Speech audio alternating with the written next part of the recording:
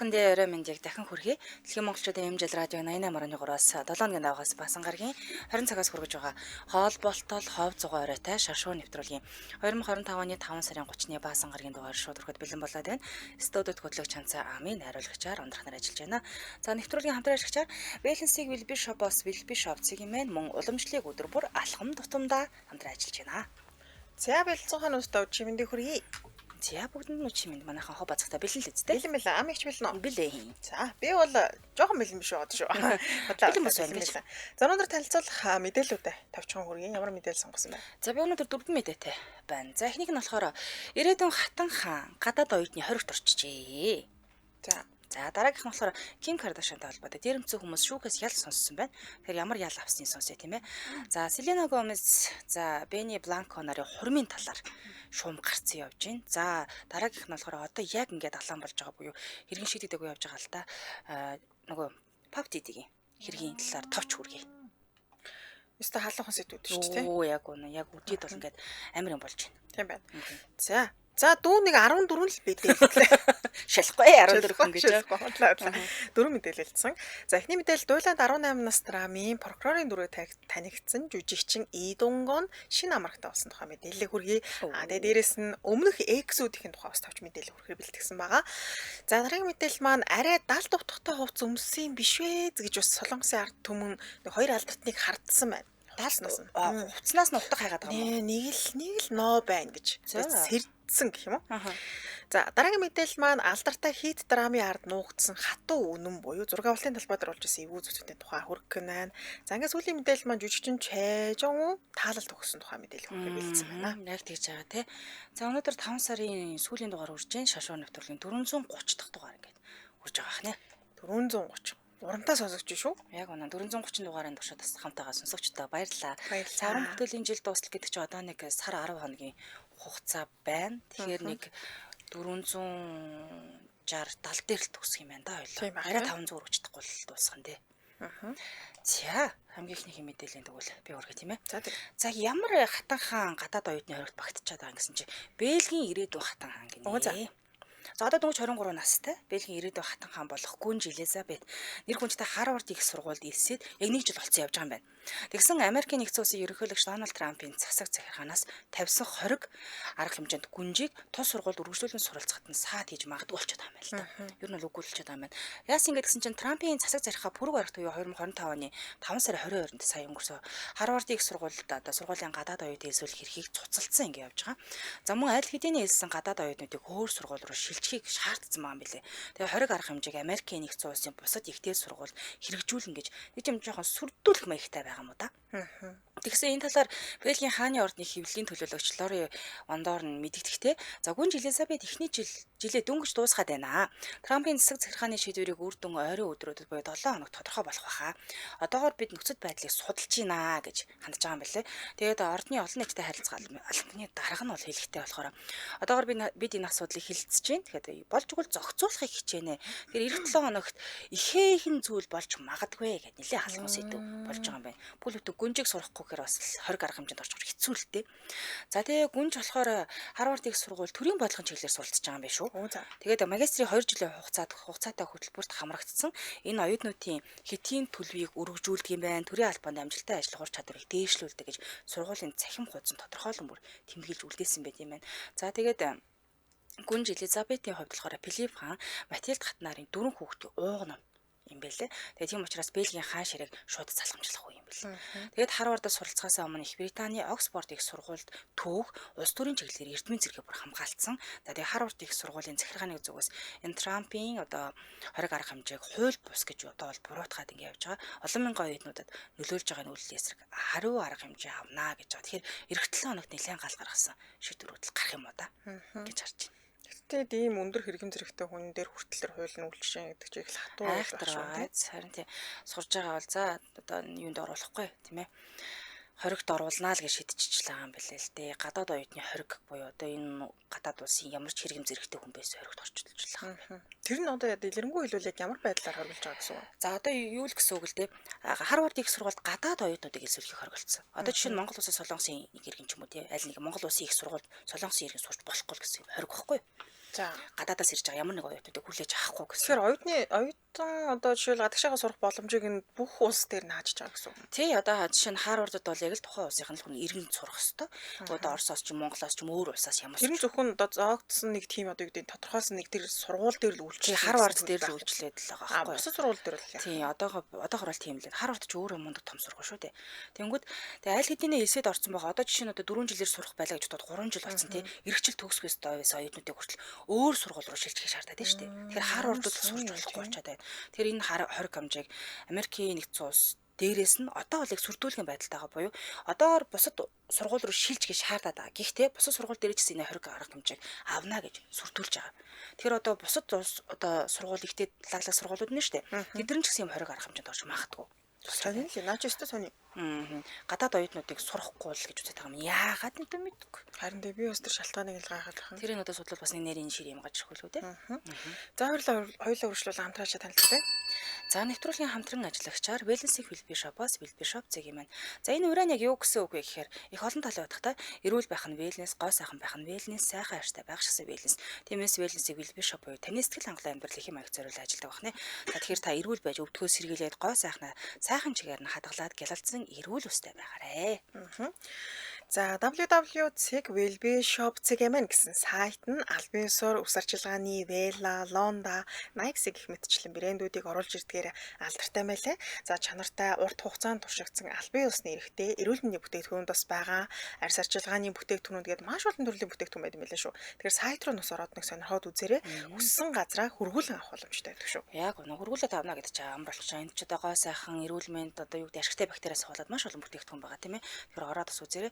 Холбогдох утасны дугаар нь 7711 71 71 7711 гэсэн дугаар нь www.wellbishop.cgmn руу хандаарай. Баярлалаа хамтран ажилласан Wellness-ийг Wellbishop-оос Wellbishop.cgmn хамтран ажиллаа. Баярлалаа. За үргэлжлүүлэн дараагийн мэдээлэл рүү орцгоё. За дараагийн мэдээлэл маань бидэнд Дуйланд 18 настай прокурорын дүрээр танигдсан жүжигчин Идунгон шин амрагтай болсон гинэ. За энэ жил 45 настай жүжигчин Идунгон маань хайр дурлалын тун баялаг түүхтэй нэгэн. Яг мэдээж алдартнууд одоо үргэлжлэхээ түүх одоо гэдэг үргэлж байгаа гэдгээ дэлгэх тохиолдол бол байна л. Гэхдээ ийм албаар үргэлж байгаа гэж дэлгэх нь бол ховор хүмүүс надад папарас дүртдэг ч юм уу зураг хүргийг аваад энэ хоёр үргэлж байгаа гэсэн иймэрхүү яриа гараад тэр нь дэлгэгддэг. Гэтэл энэ Идунгон жүжигчний хувьд бол нийт нэг 5 6 гэх юм уу да хүнтэй үргэлжсэн бүр ингээ нээлттэй байдлаар үргэлжсэн юм байна л. Дэлгэгдсэн гэсэн үг тэр нь. За ингээ хамгийн анхны амраг нь 2002 онд MBC телевизийн бүтээлд хамтран тоглосон жүжигчин Ким Минжон гэдэг жүжигчин байсан. За тэд нийт 2 жил үргэлжсэний салсан. За яг юунаас бол салсан талаар бол тайлбар хийгээгүй юм байна. Тэгээд үүний дараа найзсгүйгээсээ салаад удаачгүй байхдаа 2004 онд одоо нөө эхнийхээ найзсгүйтэй нэг 2 жил үргэлжсэн байгаа шүү. Тэрнээсээ салсан гэхээр 2004 онд салангуудаа Дуйланд 18 настай хамаад хамтран тоглосон жүжигчин одоо гол дүрийг бүтээсэн Хан Жиэтэй үерхэж эхэлсэн байдаг. Тэд ойролцоогоор 4 жил орчим үерхсэн юм бэл. Тэгээ 4 жилийн дараа хоёр тишээ болсон. За дараагийн найзсгүйтэйгээ бас л нэг удаа өөрөөс ингээд эхний салтаас дараагийн салт нь бол ингээд нэг юм югдий баг хэдхэн сарын зайтай л ингээд үргэлжлүүлдэг. Дараараас нь л хөрнө болоод. Тийм хүмүүс бас байх юм а тий. Олдоод ах юм аа. Олдохгүй л байд шүү тий. Надад жүжигчин залуугийн төрсөн дүү нь 2008 онд Австрал сурж байхдаа халгаад өртөөд нас орсон. Тэгээ үүний улмаас Идунгон жүжигчин 2008 онд ерөн сэтгэл зүйн хувьд маш хэцүү байдалтай байсан. За энэ үед Ча Ерён гэдэг жүжигчин түүнийг хажууд нь байж ингээд тайтгаруулж тий сэтгэл санааны хандлаас ч гэсэн маш их дэмжлэг үзүүлсэн байна. За ингээд явцдаа энэ хоёр маань дотносоод үерхэж эхэлсэн. Хоёулаа ижлэгэн хоббидоо гольф тоглох, шопинг хийх гээд төстэй хоббидоо учраас энэ тэнд одоо зураг хөрөг бол ахуулах тохиолдол ихэл байдаг байсан юм байлээ. За гэвч жүжигчин Идунгон цэрэг татагдсанаар тэдний харилцаа хөндөрж салсан буюу ингээ 3 дахь найзсгүйгээс ингээ салчиж байгаа. За жүжигчин залуугийн энэ X гэдэг Ча Ерён жүжигчин 2017 онд жүжигчин Жүү Сангмуктэй гэр бүл болоод одоо л нэг охинтой ингээ X нь бол аль хэдийн хүн амьтаа суудаг нас нь өнгөрөөд сууж магаад үр хөвгтэй бол явцсан. За тэгж явж байтал 2015 оноос 4 дахь амраг нь гарч ирж байгаа маа. За тэрээр алдарт Тиара хамтлагийн гишүүн Жионтой 2015 оны 6 сард хамт нэг уран бүтээлд тоглоод удалгүй үерхэж эхэлсэн. Тэгэд хоорондоо 13 насны зүрхтэй байсан. За ингээд тэдний харилцаа 2 жил үргэлжилсэний эцэст 2017 оны 2 сарын сүүлээр салсан. За тэгсэн чинь жүжигчин Идунгон маань энэ Тиара хамтлагийн Жионоос зараг сарын ихээр салангуудаа сарын төгсгөлч шинэ амрагтай болчихсон. Үгүй ерөө ямар ч хурд юм. Тийм. За тэр нь бас л одоо хамт нэг бүтээл тоглосон. Ер нь хамт нэг кинонд одоо гол дүр тоглох юм бол ер нь за энэ хоёр маань учиртай болох болов уу гэж бараг таамаглах харал гэх юм уу. Хаяа гадарна гэж шиг юм болох юм. Нэг гурван бүтээл тоглоол тэгэл одоо бүсүүчүүдээ үерхэд эхэлдэг. Тэгэд энэ Жуюнги гэдэг жүжигчинтэй үерхэж эхэлсэн 2017 оны 2 сараас үерхэж эхэлсэн гэж байгаа байхгүй. Тэгэхээр 2017 оны 2 сард салсан шүү дээ. 2 сарын ихээр салаад зарим мэдээлэлдэр бол сүүлээр сарсан гэж хэлээ. Тэгээ энэ ч нөгөө давхар бас уулзсан юм биш үү гэсэн тиймэрхүү яриа байсан. Тэгээ тэрийг бол үгүйсгэсэн байсан шүү. За тэгээ удалгүй 2017 оны 5 сард нөгөө Жуюны жүжигчинтэй гэрлэх гэж байгаа гэдгийг зарлсан. Ерөөсөө нэг үерхэд нэг 2-3 сарын дараа зарлчихж байгаа гэсэн. За тэгээ гэрлэх гэж байгаа зарлаа зогсохгүй жирэмсэн босон гэдэг бас дэлгэсэн юм байна. За ингээд тэд удалгүй охинтой болоод 3 жил хамт амьдэрсэн эцэст 2020 оны 5 сард аль биесээр салсан. За гэдэг жүжигчин залуугийн хайр дурлалын романс үүгээр дууссангүй өчигдөр дахиад шинэ найз зүйтэй болсон тухай мэдээлэл гарсан байна. За найз зүү нь 16 насаар дүү жүжигчин Кан Хэрэм гинэ. Жүжигчин бүсгүй энэ жил 29 настай. Идунгон жүжигчин маань 45 настай. За найз хүн гэж хэлэгдэж байгаа энэ Кан Хэрэм жүжигчний талаас бол жүжигчний хувийн амьдрал учраас бид нар тодруулах боломжгүй гэж интертаймтаас нь зарласан юм байна.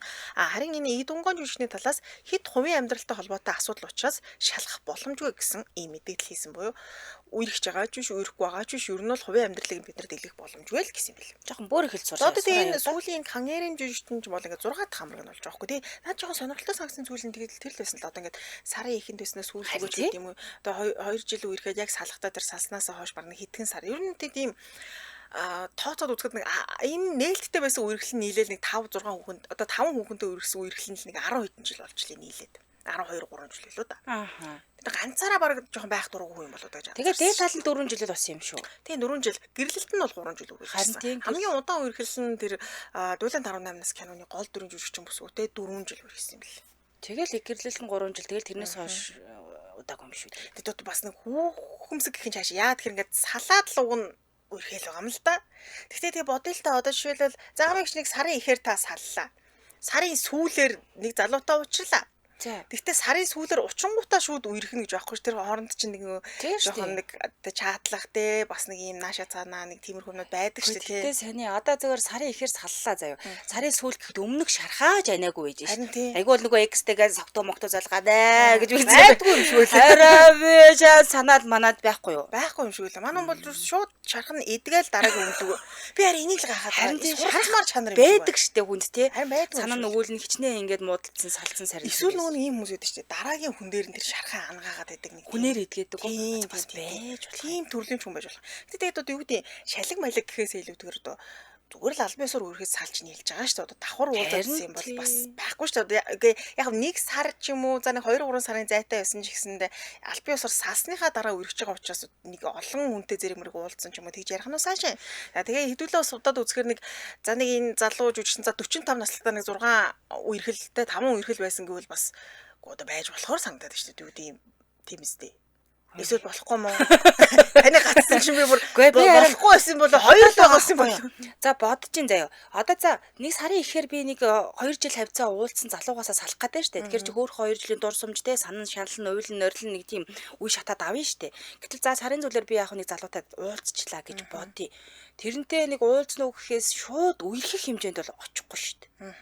Бас ортчих штэ. Тэгээ шууд үерхэд агадлах гайхаад байна. Нөгөө хүний таньж мэдэх хугацаа гэж нэг байдаг үстэй. Энэ ч юм болохоор шууд танилцсангуудаа үерхээ явчихдаг юм. Би яг бас сэрдээд байгаа нэг юм байна л да. Сэрдлэг нь үерхэж байхдаа нөгөө бүс шинэ одоо үерхэж байгаа бүсгүйгээ таниад мэдээд байдаг юм болоо дундуур нь бас гэж нэг хардлага байна. Би тэгтээ мөр уулзж байгаад Идунгон үжигчээ одоо та минь энийг ингээд хараад байсан юм уу гэж асуусан бол алга надад. Ерөнхийн нэг мэддэг ч юм уу те бай гэж одоо тэр хүний талаар мэддэг үеж шууд үерхнэ үстэй. Огт мэдхгүй үнтэйгээ заавал ч надад таалагдлаа хойлоо үерхээ гэдэг юм бол байх. Ядаж чааталж мадлал нэг тийм байдаг. Гэхдээ одоо би хүний амьдралыг мэдгүй ямар тааш ингээд нийт 6 бүсгүйтэй 6 дахь бүсгүй нь өчигдөр ил болсон. За Кан Хэрэм гэдэг жүжигч юм байсан. Гэхдээ яг аль биесээр үерхэж байгаа бол биш л юм шиг байна. Хоёр талын тайлбарыг бол хувийн амьдрал учраас тодруулах боломжгүй. Гэхдээ ингэж хариулж байгаа бол ер нь үерхэж байгаа магадлал нь арай жоохон илүү байх. За дэмжээ ажиллагчаа танилцуулаад өргөжлүүлье. За Conwell энгийн хоормогтой хамт өдөр бүр ирүүлжээ. За энгийн хоормог нь хүний биед шаардлагатай эрдэс тэжээл амин хүчлүүдийг ихээр агуулсан байдаг. За энийг ходоодны хүчилд өргөдүүлэхгүй цуснд шууд амжуулдаг хамгийн гайхалтай бүтээгдэхүүн байна. За мөн дархлааг дэмжих, мэдрэлийн эсийг тэтгэх, өрөвсөл намдаах үйлчлэгтэй тул эрүүл мэндийг тэтгэх шидтэй хүнс болдог. Өдөр бүр хэрэглэвэл үр дүн илүү их мэдрэгдэнэ. За аав, ээж, үр хүүхэд, эхнэр нөхөртөө гээд гэр бүлээрээ өдөр бүр нэгийг ууж хөвшөрэй. Camwell брэнд нь энгийн хоормогийг ямар чухалц хугацаа уртасгахчгүйгээр цоо шинээр таны гарт хүргэнэ. E-Mart, Оргил, Сансар, FS дэлгүүрээс аваарай. Холбогдох утасны дугаар 7575 80 80 75 75 80 гэсэн дугаарлал олдогдорой. За нэг юм Уусаа амар тий ууж муухай. ягаан цагаан өнгөтэй гэх юм те савлгааны үед энэ шар тагтай. За тэгэл угаасаа энгийн хоормог гэж бичсэн. Одоо би жишээлбэл манайхан ч нэг говийнхан штэ. Шүлтэй хоолндоо бид нар энгийн хоормог хийж уудаг. Тэгэхээр айгуу тийм юу гэдэг ханиаднаас сэргийлээд гэх юм өвлийн цагтал бид нар тэгж уудаг л та. Тэгээ уусаа дээрэс нь бид нар хоолыг уудаг л гэдэг. Эддэг би энийг нөө жоого энийг хийгээл эддэж шүү манайха. Хоолоо нэг уугаад исэн юм байхгүй шүү. Өөрийгөө ямар амар ярьж эдэл хоолоо ууж энийг уугаал тэгээ эдээ явах шүү манайха. Цагаан эдэнээс холдсон. Бид нар чинь тийм учраас ер нь жоохон тархлаа муудах гэдэг. Тэр одоо ингээд яг нэг удаа уухаар савлаад хийдсэн. За нэг удаа бэкэний 2 хоногтой те. Чи таглаад буцаагаад хөрөгчөндөө чинь үгүй маамар болчихжээ юм өгчөөд. Тэгэхээр та бүхнээс аваад уугаад хэрэглээд нэг үзээрэй. Баярлалаа. За, ургуулсан дараагийн мэдээлэл өргөе. За, алдарт Ким Кардашианы дээрэмцсэн хүмүүс шүүхээс ялаа сонссон байна. За 2016 онд би өнгөрсөн 7 хоногт яриад өгсөн тийм ээ. Энэ хүмүүс яг шүүхийн явц нь юу болж байгаа юм бэ гэвэл одоо ял ингэ сонссон байна. Ямар ял авсан гэхээр 2016 оны 10 дугаар сард Парис хотын тансаг зочид буудалд Америкийн одоо шоуны од Ким Кардашианыг зэвсгэлсэн дээрэмжид одоо дээрэмцэх хүмүүсийн шүүх хурал баасан гарагт өндөрлөл болдог. Нийт 9 эрэгтэй, 1 эмэгтэй олон танил бүсгүй. За 10 гаруй сая долларын үн бүхий эд зүйлсийг дээрэмдэх ажиллагаанд ямар нэгэн хэмжээгээр оролцсон хэрэгээр шүүгдсэн. За тэдгээрийн 2 нь цагаатгдсан байна. Бүгд ингэ оролцсон ч гэсэндээ. За дээрмийн ажиллагаагаа олон гүйцэтгэсэн 4 хүн 8 хүртэл 20 жил ял сонссон ч ихэнх хугацааг нь тэнсэн харгалзах ялаар сольсон байна. Үлдснийг шалгагдаж байхдаа биеэр идэлсэн гэж үзэж байгаа юм. Яагаад ингэж аам бол гэсэн чинь нөгөө нэг дандаа өндөр настай гочууд дээр чинь тийм ээ. За тиймээс нэг ч хүн шоронд хоригдохооргүй болсон байна. Ер нь бол хинч шоронд хоригдохгүй гэсэн. Ер нь бол тэнсэн аргалзах ял авч байна. За дээрмиг 60-аас дээш насны хүмүүс үйлцсэн учраас Францын хэвлэлүүд түүнийг бидний болохоор дээрэмчин өвөө нар гэж нэрлэлсэн байгаа. За гэмт хэргийг зохион байгуулсан 69 настай Амор Айд Хитачигийн эрүүл мэнд нь муудсан. Сонсолгүй, ярих чадваргүй болцсон ингэ байж байгаа. За өөрний гол хүн болох 71 настай Юнис Аббас нь за Паркинсоны өвчтөй болсон юм байна. Тэгээд саяхан зүрхний хагалгаанд бас ингэ орцсон байгаа. За 4-р сард шүүх хурлыг эхлэхэд прокурорууд илүү ял оноохыг бол хүсэж ирсэн. Боловч шүүх удааны энийг нэлээд хөнгөрүүлсэн юм байлээ.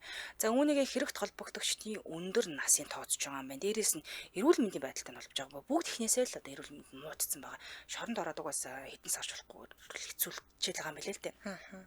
Тэгээ яг энэ сарын ихээр шүүх хурлыг өөрийнхөө биеэр оролцоод мэдүүлэг өгөхтэй Кардашиан дээрэмцүү хүмүүсээ уучлж байгаа гэдгийг хэлсэн шүү дээ. Би цахиаг нь уншиж өгчээсэн. Энд нь бас нөлөөсөн юм болоо та гэж харж байгаа юм байлээ. За ял хоноосны дараа Кардашиан гаргасан мэдээлэлтэй болохоор энэ гэмт хэрэг надад олон миний гэр бүлд урт хугацаанд нөлөөсөн аимшигтай туршлага болсон. Би болсон явдлыг хизээч мартахгүй ч гэсэн өсөлт хөгжил хариуцлагын хүч чадалд итгээд бүх хүмүүсийн сайн сайхан нөлөө залбирч байгаа гэж өгүүлсэн байлээ. За тэгээ Кардашианы дээрэмдүүлсэн үнэт зүйлсийг ихэнх нь хийх хэсэг нэг олдоогүй шүү дээ. Замдаа нөгөө гэгдэж мэдсэн зарим хоосон болоод тэрийг өгөхгүй л байлгүй. Тэгээд яг хаацсан бэ, яацсан ийцэн гэдэг талаараа манай гэмт хэрэгтэн ямар ч мэдүүлэг өгөөгүй гол нь. Тэр үнэт идлийг та нар яацсан бэ гэдэг юу ч хэлээгүй. Тамаг л уг нь их гимшээд байгаа юм гэсэн мэт дээ. Айгуу гимшиж байгаа шүү дээ. Ном мурт гаргасан шүү дээ гимшээд. Тийм тэгсэн чинь зүгээр таамаг байгаа юм. Тэр их үнэт идлийг та нар яатсан юм бэ гэсэн чинь бэлэг рүү гаргаад хар зах дээр л зарцсан юм уу да гэдэг таамаг байгаа олгосон ш. Гэмт хэрэгтнүүд одоо тэр үнэт идлийг авч яваа тэнд зараад энэ зараад гэдэг юу ч хэлээгүй. Хэлээгүй шигтэй дууслаа. Тэгээд ер нь бол хинэн ч ялах авсангүй тий. Тэнсэн харгалзах ялал. Тэг Кардашиан бол ер нь өөрөө өршөөсөн гэсэн шүү дээ тий. Сүүлдээ захаа махаа болоо уучлалаа гэж тэгжсэн. Тэгээд бас хэцүү ч юм аа да. Зарим нас өндөр хүмүүс илж тий. Нас өндөрөөс гадна эрүүл мэндийн байдал нүгүүд бүгд асуудалтай болчихлоо. Паркинсоны өвчин дээрээс нь зүрхний хагалгаанд орчлоо.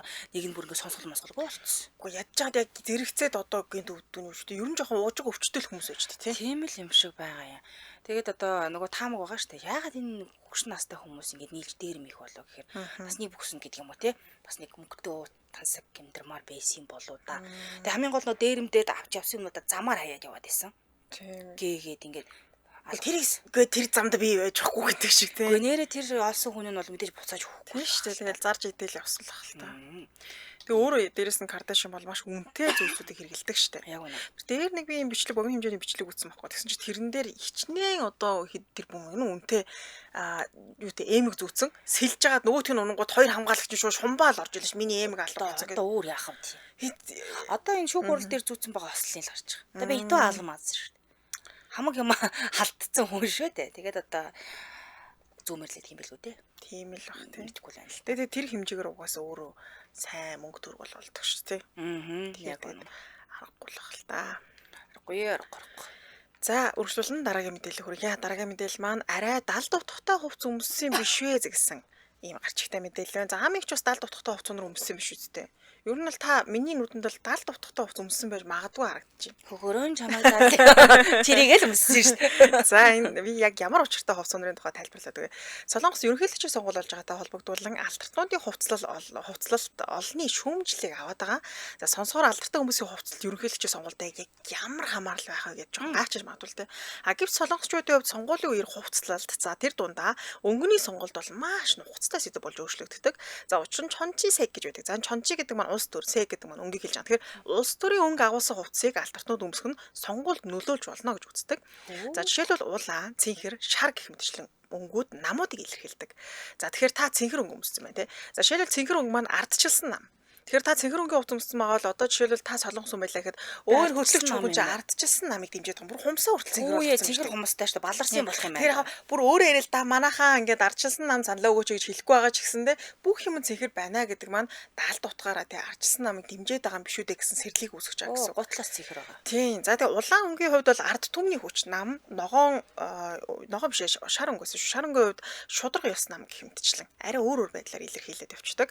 За тэгсэн рэпер Бинжино болон Aespa хамтлагийн Карина нар улаан өнгийн хувцас өмсөж 6 одоо өөрөөс хойшоолд оруулсан чинь тэрийг нь хүмүүс бөөн хилан болоод одоо юу вэ ч одоо ард түмний хүч намыг тэ дэмжиж байгаа мó 70 тутгаараа дэмжиж маш олон пэнүүд дээ шүү дээ. Тэгэхээр манай дуучин чинь улаан одоо гэдэг энэ нам ард түмний хүч намыг дэмжиж байгаа юм шиг байж тэгээд саналаа өгөх магадaltaй л гэж үздэг юм л та. Тэгэхээр үүн дээр үндэслээд энэ хоёр дуучин маань хоёулаа ерөөсө одоо би бол ерөөсө ингээд гэдэг энэ хувцсныхаа өнгөөр тухайн намыг дэмжиж байгаа гэсэн тийм бол надад байгаагүй зүгээр л юм санамсаргүй байдлаар юм те өглөө босготол одоо бид нартай л адилхан улаан цам цөмсч гэдэг нь цэнхэр цам цөмсөө гараа гэл тэрдгээрэл гарцсан. Тэгсэн чинь нэг өөр тал нь гэвэл яг за би жишээлбэл тийм алдартай хүн бол биш шүү дээ. Би энэний хувцыг бол нэг анхаарахгүй. Гэхдээ хүмүүс их сайн мэддэг хүний хувцалдаг бол хүмүүс айгүй сайн ажигладаг учраас алдартай хувцсандаа сайн одоо юу гэдэг анхаарал хандуулаад те айтайхан хувцлаач хэл гэсэн байдлаар шүүмжилсэн байна. Энэ өнгөтэй юм өмсөж болохгүй нэ шүү дээ. Тийм тэгэхээр сая дурдсанчлан те 3 өнгийн хувцыг бол өмсөхгүй гэдэг. Солонгосчууд ч өөрөө тэр намаа их өнгөөр илэрхийлнэ. Одоо сонгуулийн үеийг харах юм бол те ёстой жихэн улаан бүр ингээ хувц хунар бүх юм нь улаан гэж явж байгаа хүмүүс байна. Тэр чинь одоо яг нөгөө ард түмний хүч нам байгаад ч тий. Цэв цэнхэр өнгөөр гэх мэтчлэн ийм намуудаа өөрсдөө өнгөөр илэрхийлдэг учраас энэ өнгө гэдэг маань юм хөнгөн сэдв биш болоо авчиж байгаа байхгүй.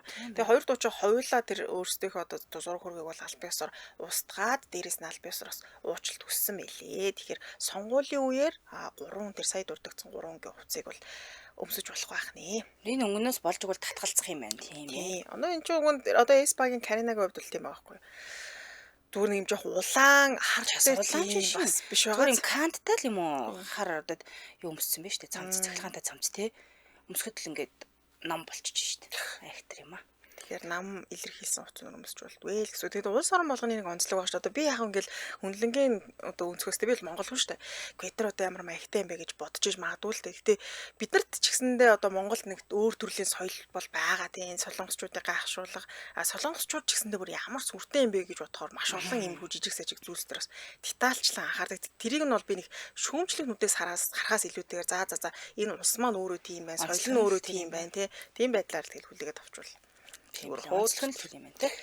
За үргэлжлүүлэн дараагийн хамбог мэдээлэл өргөчээ. За Selena Gomez Benny Blanco-нор хурим хийх гэж байгаа юу тийм ээ. За энийг ядж хаад Ed Sheeran зарлжжээ. Өөрснөө хэлээгүй байлээ. Манай хүн айгуу сул амтай хүн шүү дээ. Надад ч хормын урилга яриа гэж хэлцэл юм байна л та. За саяхан Anita Fire-ийн Lie Detector Test цувралд оролцох үеэрээ Selena Gomez ба Benny Blanco нарын удахгүй болох байгаа хормын зочдын жагсаалтанд би багтцсан гэдгийг хэлчихжээ. За урилга авсан эсхийг нь асуухад нь Sheeran баг зэрэг хичингүүрээд Гэт ингээд та ингээд энэ хоёр хүний хормын урилгыг авсан уу гэсэн чи л тэгээд хилээч ингээд будаа. За тэгээд Бланко 2018 онд түүний хурминд оролцсон тухай ч гэсэн бас өөрөө баталсан байлээ. Одоо ээж ширхний хурминд оролцсон байна шүү дээ. За 4-р сарын 30-нд олсон энэ подкастэнд Бэни Бланко сүйд бүсгүйн хамтаар оролцох яриад тэрээр. За бид одоогоор бол хурмын талаар яавч тодорхойлоогүй байгаа. Ер нь бол хийхгүйгээ мдээгүй байна. Харин хурмын нэг чухал зүйл нь хоолны хувьд бол хаалаа буюу еврей талах заавал байх ёстой гэдэгт дурдж ирсэн юм байна.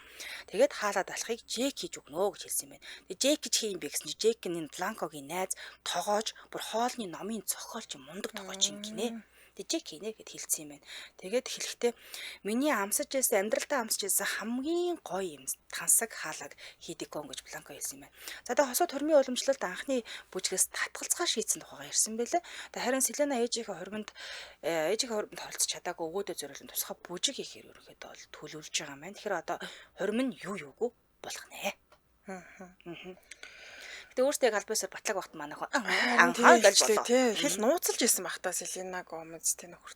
Одоо хүнтэй болох гэж. Чи одоо нэлийн том мэдээлэл шүү дээ. Тийм шүү дээ. Энэ ойрын их сурвалжууд гэдэг шиг нэг тийм мэдээлэл задруулаад идэг нөхдүүд бас байна тий. Наа их чинь 20 ихэр бол миний дом гэрэ заяа. Би юу. Дүүнээ хэлэхгүй бах уу. Нарын хоол бол асуул их чих дээр гулээш хин гэж та. Их чи 20-ны хоол гээл чи тэгэл бодоо олж байгаа байхгүй. Бодоо олж байгаа юм тий. За хамтраалагчаа танилцуулаад үргэлжлүүлье. Нэвтрүүлгийн хамтраалагчаар уламжлалыг өдөр бүр алхам тутамдаа Баатар брэнд. За алдарт Баатар брэндийг бол бид нар сайн мэдэн дээ. Уламжлалт тийм ээ бүтээл. Их чи Баатрыг мэддэг юм уу гэж аваагүй. Нэрээ сайн мэднэ. Ягаад гэвэл уламжлалт одоо бид нар хэрэгжилж өссөн бүтээгдэхүүн бүгд ордог гэх юм уу.